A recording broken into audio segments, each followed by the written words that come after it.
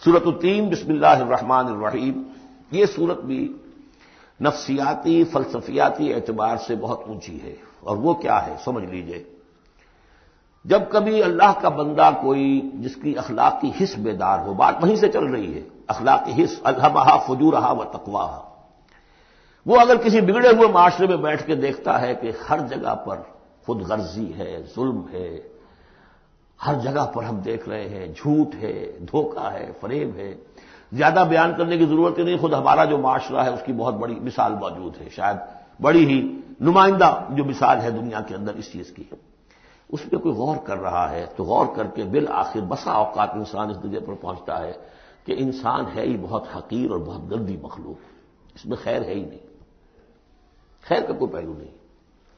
اور یہ میں آپ سے عرض کر دوں، آج کے سارے جو ماہرین نفسیات ہیں ان سب کا حاصل یہی ہے کہ انسان میں کوئی اعلیٰ شے ہے ہی نہیں، یا پیٹ ہے، یا اس کی شہوت ہے، یا حب تفوق ہے، یا اینیمل انسٹنکٹس ہے، کسی خیر کا مجھے کسی بھی جو بھی ہو آپ کا سائیکالوجسٹ کو بتا دیجئے کہ وہ کسی خیر کا بھی آپ کے اندر کوئی سراغ لگا کر بتا سکے۔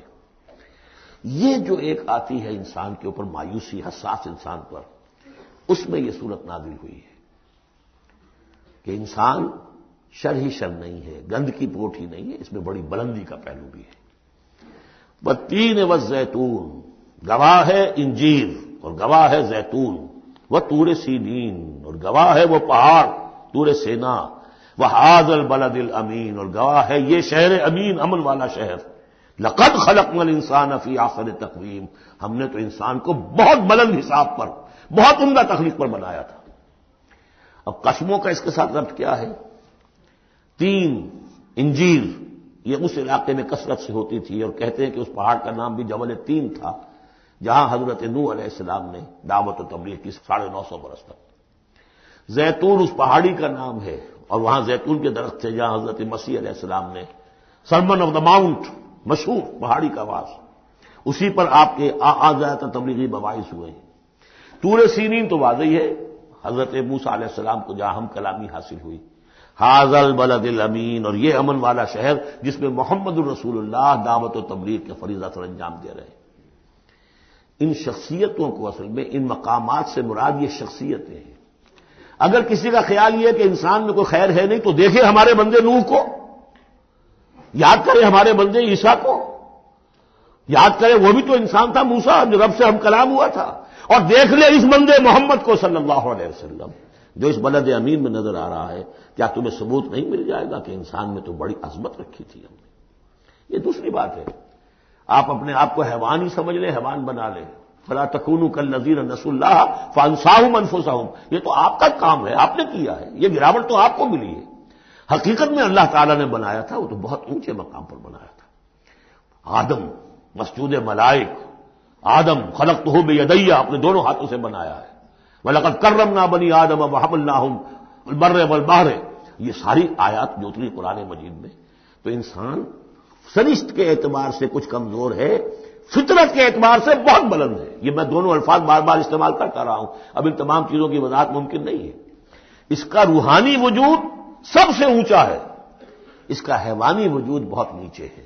اصل میں اس حیوانی وجود میں آ کر یہ نیچے چلا گیا ہے۔ والتین والزیتون وطور سینین وھذا البلد الامین لقد خلقنا الانسان فی احسن تقویم، ہم نے انسان کو بنایا تھا بہترین حساب سے۔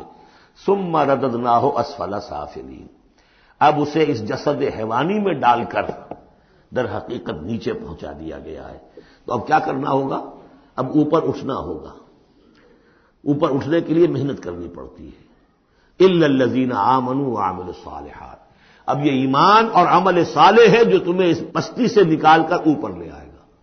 جس مقام پر تم پیدا کیے گئے ہو اس مقام تک پہنچنے کے لیے پہلی محنت کیا ہے؟ آپ کے شعور اور ذہن کی آزمائش ہے کہ اللہ کو پہچانتے ہو یا نہیں، اور دوسری محنت عمل صالح ہے۔ الا الذین آمنوا وعملوا الصالحات فلہم اجر غیر ممنون، تو ان کے لیے تو اجر و ثواب ہوگا جو اس کا سلسلہ کبھی منقطع ہی نہیں ہوگا۔ فما یکذبک بعد بالدین، اب اس کے ساتھ ہی ایک بات ایسی جوڑ دی کہ اگر تمہیں بھی نظر آ رہا ہے کہ کچھ لوگ بلند ہیں، کچھ پست ہیں، کچھ گھٹیا ہیں، کچھ بڑھیا ہیں، تو سوال یہ کہ اس کا کوئی نتیجہ بھی نکلنا چاہیے کہ نہیں؟ پھر کیا چیز ہے جو تمہیں آمادہ کرتی ہے جزا و سزا کے انکار پر؟ الیس اللہ باحکم الحاکمین، کیا اللہ تعالیٰ تمام حاکموں سے بڑا حاکم نہیں ہے؟ تو کیا کوئی حاکم ایسا بھی تم نے دیکھا کہ جو اپنے نیکوکار بندوں کو اور اپنے غداروں کو اور اپنے باغیوں کو ایک جیسا کر دے؟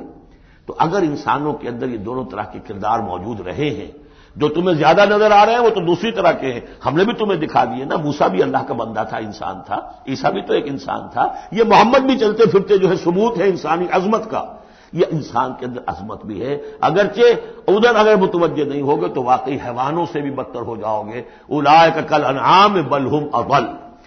بارک اللہ لی ولکم فی القرآن العظیم ونفعنی وإیاکم بالآیات والذکر الحکیم۔